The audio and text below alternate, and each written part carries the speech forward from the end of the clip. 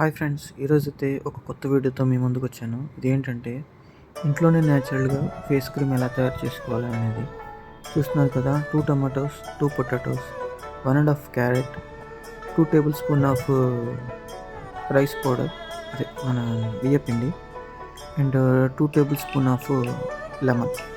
Okay, ఇప్పుడు ఎలా తయారు చేసుకోవాలో చూద్దాం.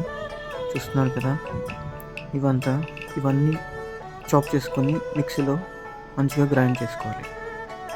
నేను రియల్గా చెప్తున్నా, యూజ్ చేసి చెప్తున్నా, చాలా బాగా వచ్చింది.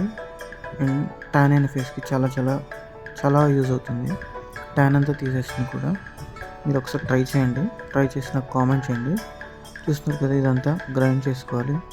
మంచిగా గ్రైండ్ చేసుకొని